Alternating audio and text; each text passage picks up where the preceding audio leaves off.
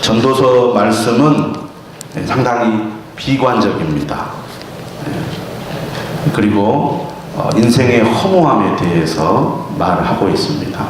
열심히 의욕적으로 뭔가 꿈을 가지고 비전을 가지고 성실하게 희망을 가지면서 살아가는 사람에게 마치 찬물을 끼얹는 듯한 그런 말씀입니다. 하나님은 우리에게 복을 주시고 또 소망을 주시고 또 비전을 주셔서 뭔가 우리가 이 세상에서 살만한 가치가 있고 보람이 있고 우리에게 긍지를 주셔야 되는데, 전도서 말씀만 보면 매우 염세적이고 인생의 허무함을 우리에게 말씀하는 것 같습니다.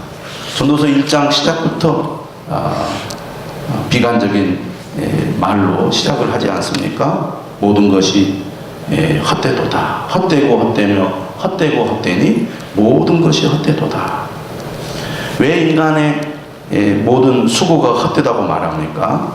인간의 생명이 유한하다는 것, 그리고 반복되는 그 일상 속에서 인간이 참 만족을 얻을 수 없다는 것, 그리고 사람은 늘 새로운 것을 추구하지만 따지고 보면 새로운 것이 아무것도 없다는 것을 통해서 인간이 추구하는 모든 것들, 인간이 수고하는 모든 것들이 참 허무하다, 이렇게 얘기하고 있습니다. 그래서 전도서를 우리가 읽다 보면 힘이 쭉 빠지고 의욕이 사라져서 내가 왜 사나, 이런 생각이 들게 합니다.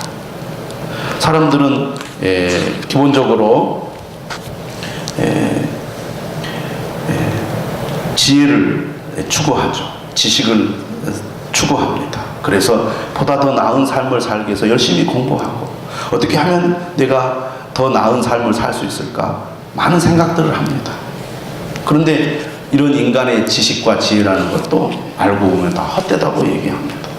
또 우리 인생에 있어서 즐거움을 추구하는 것, 쾌락을 추구하는 것은 어떻게 보면 인간이 추구하는 가장 기본적인 것이라고 할 수 있습니다. 어떻게 하면 즐겁게 살까? 어떻게 하면 인생을 즐길 수 있을까? 우리가 그러한 즐거움에 대한 관심이 많습니다. 사람이 먹고 사는 문제 때문에 다른 것을 이렇게 돌아볼 겨를이 없지만, 어느 정도 사람이 의식주 문제가 해결이 되면 뭔가 좀 즐거운 삶, 의미 있는 삶을 추구하는데, 전도서는 너희들이 즐거움을 추구하느냐? 그것도 다 헛되다고 말합니다.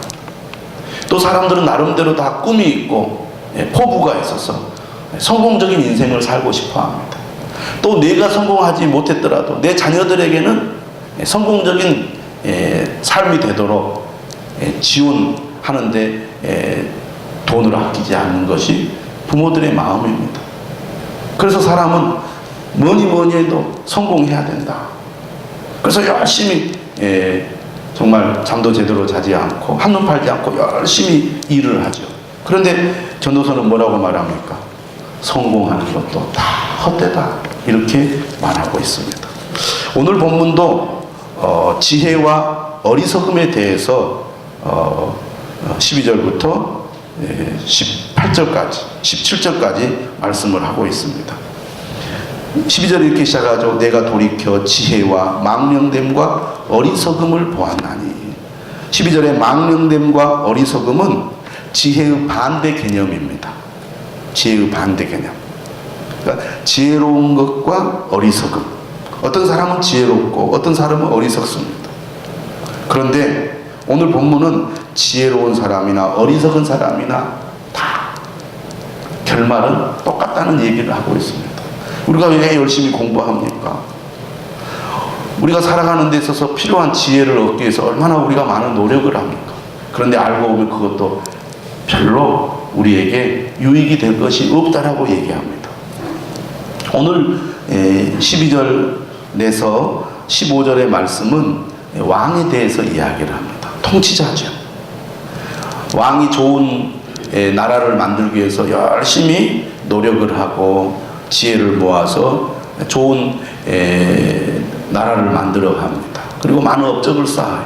그런데 왕이 천년만년 통치를 합니까? 때가 되면 물러나야 됩니다. 예, 언젠가는 다 죽게 된다 그 말입니다. 그래서 열심히 궁리하고 노력하고 애를 써서 나라가 잘 살 수 있는 토대를 잘 마련해 놨어요. 그런데 그렇게 해서 열매를 이렇게 거두어 놨습니다. 그런데 이 왕이 그 수고와 그 노력의 열매를 따먹지 못하고 세상을 떠나버려요. 그러면 앞에서 정말 고생해서 애를 써가지고 업적을 이룬 왕은 누려보지도 못하고 죽고, 그 다음 사람이 그 열매를 따먹는다는 거예요. 근데 문제는 그 다음 왕이 자신처럼 지혜로운 왕일지 아니면 어리석은 왕일지 모르기 때문에 더 불안한 겁니다. 난처한 거죠. 그 두 얘기를 하는 거예요. 12절에 보면 내가 돌이켜 지혜와 망령됨과 어리석음을 보았나니 왕 뒤에 오는 자는 무슨 일을 행할까? 이미 행한 지 오래전의 일일 뿐이리라.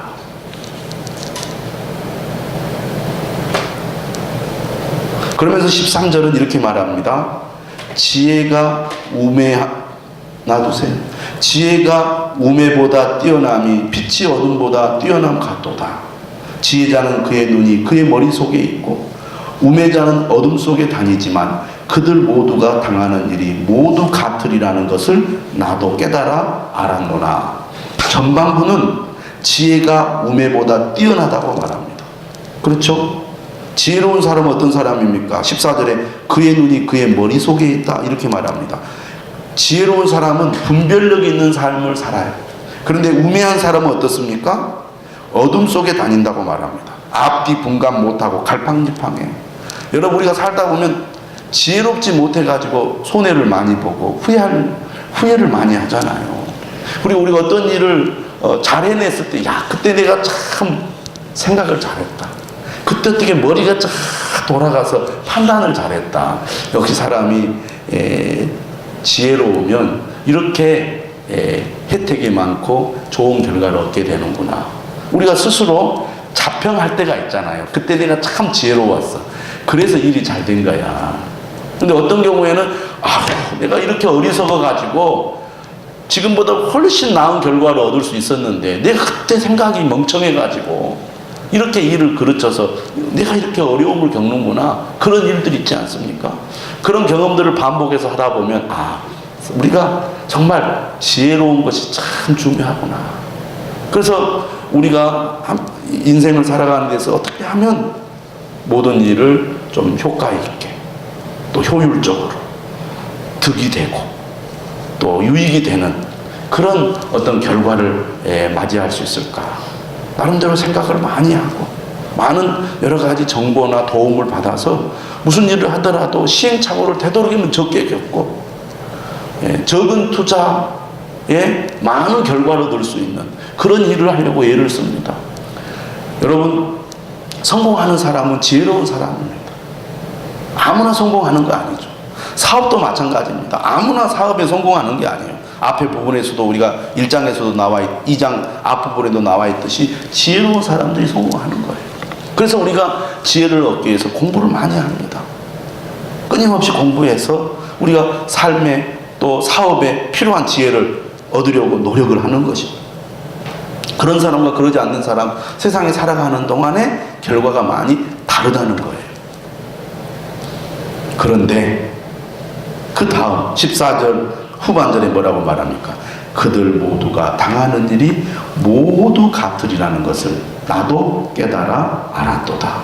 분별 있게 사는 사람이나 앞뒤 분간 못하고 갈팡질팡하는 사람이나 결국에는 동일한 운명을 맞이한다는 것입니다.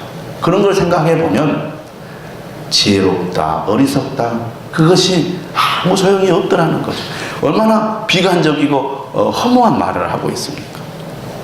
그러면서 이제 예를 드는 거예요. 15절에 내가 내 마음속으로 이르기를 우매자가 당한 것을 나도 당하리니 내가 지혜가 있었다 한들 내게 무슨 유익이 있으리요 하였도다.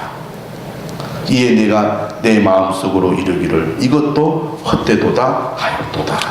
그러니까 지혜로운 사람이나 우매한 사람이나 똑같이 동일한 운명을 맞는 것이 우리 인간이다. 그 얘기를 하고 있습니다. 그러면서 16절에 말합니다. 지혜자도 우매자와 함께 영원하도록 기억함을 얻지 못하나니 후일에는 모두 다 잊어버린 지 오래일 것입니다. 지혜자도 죽고 우매자도 죽어요. 영원하지 않다는 거죠. 인간은 이 세상에서 유한한 존재라는 것입니다. 그리고 시간이 지나면 사람들이 다 잊어버린다는 겁니다. 우리가 그런 얘기 하잖아요. 호랑이는 죽어 가죽을 남기고 사람은 죽어 이름을 남긴다. 그런 사람은요, 특별한 사람입니다. 네. 특별한 사람. 대부분의 사람은 누구도 기억해 주지 않습니다. 여러분은 저를 목사님이라고 부르고 제가 목사라고 제 말을 잘 귀로 듣고 하나님의 말씀이라고 듣잖아요. 그건 저 같은 사람 나중에 누가 기억해 주겠습니까? 있었는지도 몰라요. 여러분도 마찬가지입니다.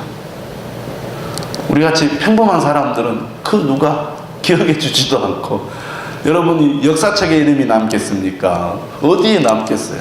책을 쓴들 책이 얼마나 많아요. 여러분이 정말 세계적으로 아니면 대한민국에서 유명한 사람이 되었다 할지라도 시간이 지나면 아무도 기억해 주지 않아. 옛날에 우리가 텔레비전을 보면은 정말 인기 있는 탤런트들 나오잖아요. 국민들의 관심과 사랑을 받던 연예인 있지 않습니까? 그러나 그 사람이 텔레비전에 안 나오고 10년 지나면 다 잊어먹어버려요. 누구 하나 기억하지도 못해. 그 사람이 옛날에 텔레비전에 나왔는데 그 누구지? 이러는 거예요. 이렇게 잊혀지는 존재가 된다는 것이죠. 그리고 똑똑한 사람이나 멍청한 사람이나 지혜로운 사람이나 우매한 사람이나 결국에는 다 죽음 앞에서는 다 똑같다는 것이죠. 그런 걸 생각하면서 이 17절에 전도자가 뭐라고 말합니까? 이러므로 내가 사는 것을 미워하였노니. 생을 혐오하는 거예요. 염세주의죠. 이는 해 아래에서 하는 일이 내게 괴로움이요 모두 다 헛되어 바람을 잡으려는 것이기 때문이로다. 이렇게 바람을 잡으려는 것 같은 내가 이 세상에서의 모든 수고를 뭐하러 하고 있지? 정말 쓸데없는 일 아니냐. 제가 지난 주일 밤에도 말씀드렸습니다. 우리가 열심히 일해도 결국에는 그 일하는 수고가 아무것도 내게 남는 게 없어요. 그렇잖아요. 여러분 열심히 직장 생활하면 그것이 여러분에게 남습니까? 돈을 열심히 보면 남습니까? 공부를 많이 해서 지식을 쌓으면 다 남습니까? 죽으면 다 흙으로 가고 재로 가고 아무것도 남는 게 없어요. 내게 남는 것이 아무것도 없는데 그것을 위해서 수고하고 잠자지도 못하고 괴로워하고 속상해하고 그럴 필요가 뭐가 있느냐. 그 얘기를 지금 하고 있습니다. 그런 인생의 허무함을 생각하면 너무 괴로운 거죠. 내가 이러려고 살았나, 살고 있나, 이런 생각이 드는 것입니다. 그래서 18절에도 말해요. 내가 해 아래에서 내가 한 모든 수고를 미워하였노니. 내가 이 세상에 태어나서 사는 것에 대해서 혐오하고 있습니다. 이처럼 비관적이고 허무주의가 어디가 있겠습니까? 그러니까 지금 우리가 전도서를 정말 이렇게 자세히 읽어보면 너 왜 사니? 세상에 살 가치가 뭐가 있니? 그냥 죽어라, 죽어. 마치 그렇게 말하는 것 같은 느낌이 듭니다. 그렇잖아요. 자, 18절 보십시오. 이는 내 뒤에 이을 이에게 남겨주게 됨이라. 아까 말씀드렸습니다. 왕이 열심히 수고해서 많은 업적을 이루어가지고 이제 그 업적을 자신이 누리려고 하는데 하나님이 그 생명을 불러가 버린 거예요. 그래서 나는 고생 죽으라고 했는데 그 고생한 대가를 내가 누리면서 인생 좀 재미 좀 보려고 했는데 하나님 너 이제 와라 하고 내 생명을 거둬가 보면 그거 얼마나 억울한 일이에요. 여러분 우리가 이 세상을 살다 보면 그런 일이 참 많습니다. 내가 고생해서 이만큼 이루어놨는데 이제 좀 그걸 누려보려고 하니까 병 들어가지고 암에 걸려서 세상을 떠나요. 그래가지고 내가 고생해 놓은 그 결과를 엉뚱한 사람이 누리고 재미를 본다고 말해요. 그러니 얼마나 혐오스럽고 억울한 일이냐고 말해요. 그 얘기를 하는 거예요. 그런데다가 여러분이 사업을 했습니다. 사업을 해가지고 그 사업을 이제 성공적으로 이루어놨어요. 이제는 좀 편안하게 내가 이 혜택을 누리고 살려고 하는데 하나님이 내 생명을 거둬가시는 거예요. 그래서 내 자식이 이제 그 대를 이어가지고 그 사업을 해야 되는데 그놈이 나처럼 정말 성실하게 열심히 지혜롭게 잘하면 좋을 텐데 그놈이 정말 그럴런지 아니면 멍청해가지고 사업을 다 말아먹을지 그게 불안한 거예요. 그게 19절입니다. 그 사람이 지혜자일지 우매자일지야 누가 알량하나. 알 수가 없는 거예요. 얼마나 난처한 일이에요. 재미를 보려고 했더니 죽게 생겼죠. 내 대를 이어서 바통을 이어받을 사람이 잘할지 못할지 그것도 알 수가 없으니 얼마나 불안하겠어요. 여러분 우리나라만 하더라도 해방 이후에 많은 기업들이 일어났다가 사라졌다가 일어났다가 사라졌다고 했습니다. 그런 가운데 선대에서는 성공을 했는데 그 자식이 이어받아가지고 망한 기업들이 많이 있어요. 여러분 지금 잘 나가는 기업들 물론 뭐 삼성이나 현대나 이렇게 인류 기업들은 쉽게 잘 망하지 않겠지만 여러분 대우가 망하지 않았습니까? 그런 걸 생각해 보면 지금 현재 잘 나가는 기업들이 앞으로 10년 20년 후에 지금처럼 그렇게 명성을 날릴 수 있을까? 보장 못한다는 말. 그 아들이 후계자가 되어서 대를 이었을 때 망해먹을 수도 있어요. 실제 그런 경우들이 많이 있었거든요. 그리고 탑에 있었던 기업들이 저 뒤로 밀려나가지고 별 볼 일 없는 기업이 된 그런 기업들도 있습니다. 그렇게 생각해보면 정말 인생이라는 게 아이러니하고 참 한심하고 억울하다고 말입니다. 19절 말합니다. 내가 해 아래에서 내 지혜를 다하여 수고한 모든 결과를 그가 다 관리하리니 이것도 헛되도다. 고생은 엉뚱한 사람이 하고 재미는 또 다른 사람이 보는 거예요. 이러므로 내가 해 아래에서 한 모든 수고에 대하여 내가 내 마음에 실망하였도다. 여러분 열심히 노력하면 그 노력한 대가를 내가 얻어야 되잖아요. 내가 수고했으니까 수고한 보람을 내가 찾아야 되잖아요. 그런데 이 세상의 일이라는 게 꼭 그렇게 되지 않더라는 것입니다. 수고는 이 사람이 하고 재미는 저 사람이 보는 것입니다. 그런 현실에 맞닥뜨려서 실망을 하고 있습니다. 전도자가. 21절 똑같은 얘기 하는 겁니다. 어떤 사람은 그 지혜와 지식과 재주를 다하여 수고하였어도 그가 얻은 것을 수고하지 아니한 자에게 그의 몫으로 넘겨주리니 이것도 헛된 것이며 큰 악이로다. 다시 말하면 왜 우리가 이 세상에 사는 모든 수고가 헛되다고 말합니까? 인간의 생명이 유한하기 때문입니다. 그리고 아무것도 우리에게 남는 것이 없다는 것입니다. 더욱이 죽으라고 고생해도 그 수고의 열매를 엉뚱한 사람이 차지한다는 거예요. 그런 일들이 우리가 사는 이 세상에 정말 많이 있습니다. 그래서 22절 23절 이렇게 말합니다. 사람이 해 아래에서 행하는 모든 수고와 마음에 애쓰는 것이 무슨 소득이 있으랴. 일평생에 근심하며 수고하는 것이 슬픔뿐이라. 우리가 사는 세상이란 게 일평생에 근심하면서 수고하는 거예요. 그리고 그 결과는 슬픔입니다. 그뿐만이 아니죠. 그의 마음이 밤에도 쉬지 못하나니 이것도 헛되도다. 우리가 이런 삶을 사는 거예요. 내 인생을 돌아보면 이런 마음이 드는 것이죠. 얼마나 비관적입니까? 내가 뭐하러 지금 이렇게 죽으라고 고생하고 있나? 우리가 언뜻 그런 생각이 들 때 있잖아요. 너무 삶이 힘들고 팍팍하고 그러면 밤에 잠도 잘 오지 않고 내가 뭐 때문에 이렇게 정말 힘들게 마음 고생하면서 이렇게 내가 일을 해야 되나? 이런 생각이 들잖아요. 그러니까 이런 결론을 냅니다. 사람이 먹고 마시며 수고하는 것보다 그의 마음을 더 기쁘게 하는 것은 없나니. 그러기 때문에 먹고 마시면서 정말 마음을 기쁘게 하는 것보다 더 좋은 게 뭐가 있겠느냐. 일하면서 수고하면서 괴로워하고 슬퍼하는 것보다 뭔가 좀 즐겁게 먹고 마시고 쉬고 이것이 인생의 결국은 남는 게 아니겠느냐, 그런 얘기를 하는 겁니다. 25절에 이렇게 말합니다. 아, 먹고 즐기는 일을 누가 나보다 더 해보았으랴. 솔로몬은 누구보다도 연회를 많이 열고 그 연회를 통한 즐거움을 많이 누린 사람이죠. 그런데 24절 후반절에 그렇게 말해요. 내가 이것도 본즉 하나님의 손에서 나오는 것이로다.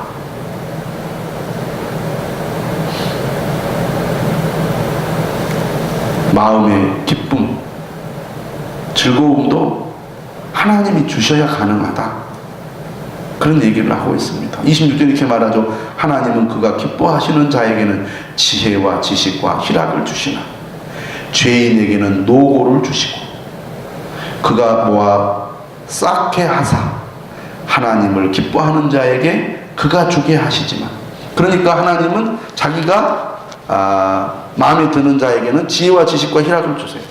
그런데 죄인에게는 고생을 하게 하고, 그렇게 그 고생의 결과로 무엇을 모아서 쌓아놓으면 또 하나님은 그것을 빼앗아 가지고 자기 마음에 드는 사람에게 줘버린다는 거예요.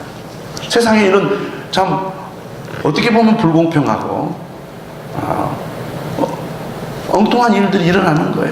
이해할 수 없는 일. 고생은 엉뚱한 사람이 하고 재미는 또 다른 사람이 누리는 이런 일들이 일어난다는 겁니다. 이런 현실을 보면서 참 이 세상의 일이 헛되구나라고 지금 전도자는 말하고 있습니다. 이것도 헛되요 바람을 잡는 것이로다.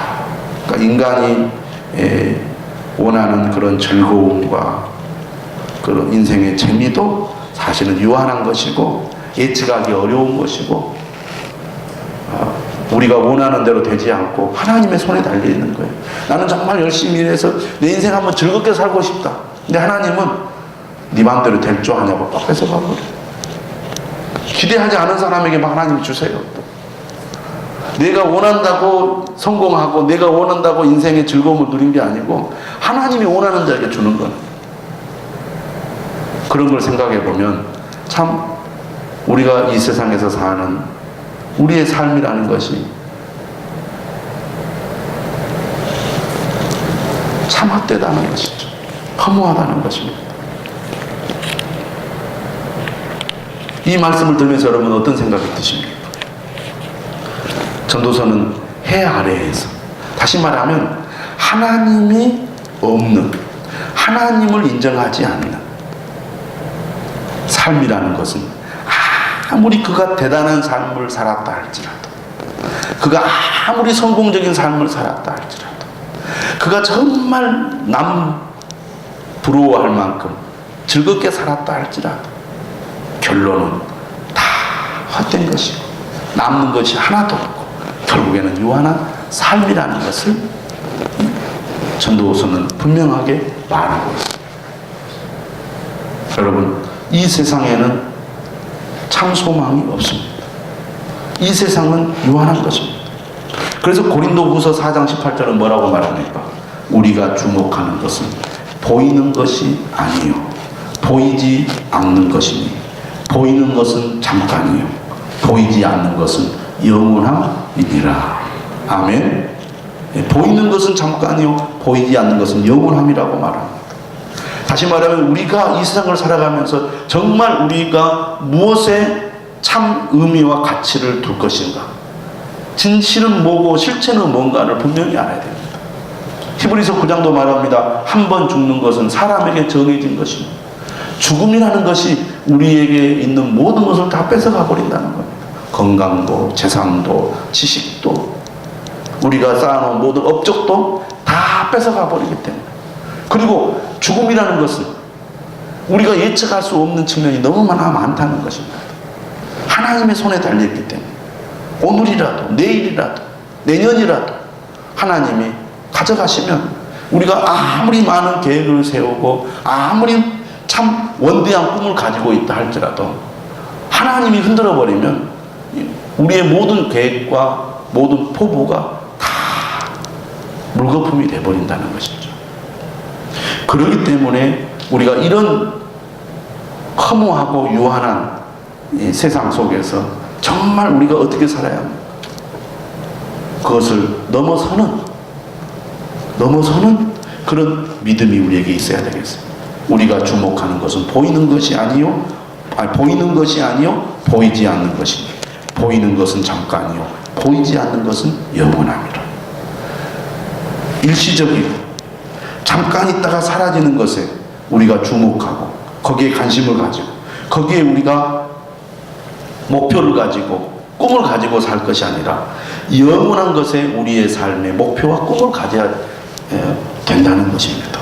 한 번 죽는 것은 사람에게 정해진 것이요, 그 후에는 심판이 있다고 말합니다. 여러분, 우리에게 진정한 소망은 누구십니까? 예수 그리스도십니다. 따라서 합시다. 예수 그리스도만이 우리의 유일한 소망이십니다. 허무한 세상 가운데서 우리는 이 세상이 참으로 가치가 있고 살아갈 이유가 있고 의미가 있다는 것을 우리가 무엇을 통해서 갖게 됩니까? 오직 예수 그리스도를 통해서 갖게 되는 것입니다. 여러분, 예수님 말씀하셨어요. 하나님이 세상을 이처럼 사랑하사 독생자를 주셨으니 이는 그를 믿는 자마다 멸망하지 않고 영생을 얻게 하려 하십니다. 예수님 요한복음을 통해서 이 말씀을 계속 말합니다. 요한복음 4장 13절이 뭐라고 말합니까? 이 물을 마시는 자마다 다시 목마르려니와 내가 주는 물을 마시는 자는 영원히 목마르지 아니하리니 내가 주는 물은 그 속에서 영생하도록 솟아나는 샘물이 되리라. 아멘. 예. 우리가 전도서를 앞부분을 계속 읽다 보면 힘이 쭉 빠지면서 아휴 정말 내가 그만 살아야지 이런 생각이 드는데 예수님의 말씀을 들으면 다시 힘이 나요. 그렇지. 우리에게는 보이는 것이 전부가 아니고 보이지 않는 영원한 세계가 있고 예수 그리스도께서 우리에게 약속하신 영원한 생명이 있는데 할렐루야. 우리가 이 믿음 가지고 우리의 꿈을 세상에 두지 말고 하늘에 두고 하나님의 나라와 영광을 위해 우리가 살아야지 않겠느냐, 이런 마음이 생기지 않습니까? 요한복음 10장 28절에도 예수님 말씀하십니다. 내가 그들에게 영생을 주노니 영원히 멸망하지 아니할 것이요. 전도서 말씀과는 정반대예요. 요한복음 11장 28절에서도 예수님 말씀하십니다. 내가 부활이요 생명이니 나를 믿는 자는 죽어도 살겠고 무릇 살아서 나를 믿는 자는 영원히 죽지 아니하리니 이것을 내가 믿느냐? 믿으십니까? 아멘.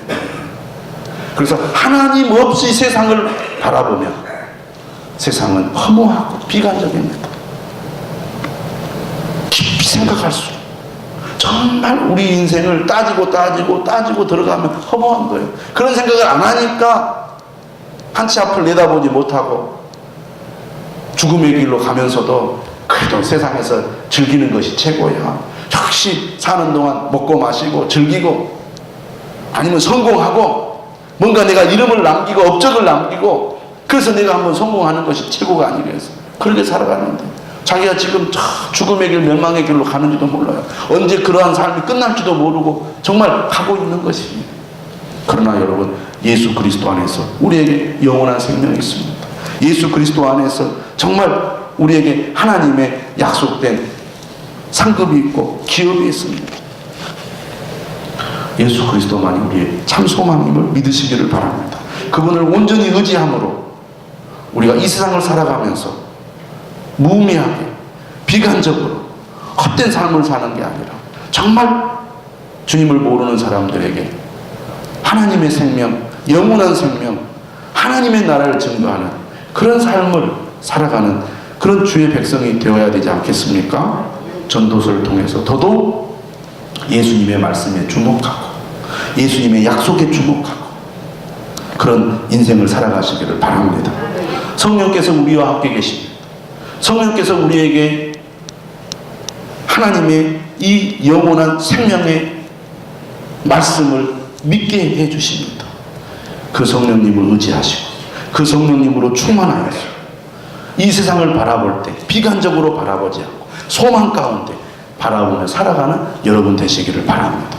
그 복음의 빛 아래에서 여러분의 삶을 다시 한번 재조명해 보시기를 바랍니다. 여러분 무엇 때문에 지금 열심히 일하십니까? 무엇 때문에 그렇게 여러분 정말 수고하고 계십니까? 그 목표가 어디에 있습니까? 그 최종 종착지가 어디입니까? 복음의 빛 아래에서 볼 수 있는 여러분이 되시기를 주님의 이름으로 축원합니다. 기도하겠습니다.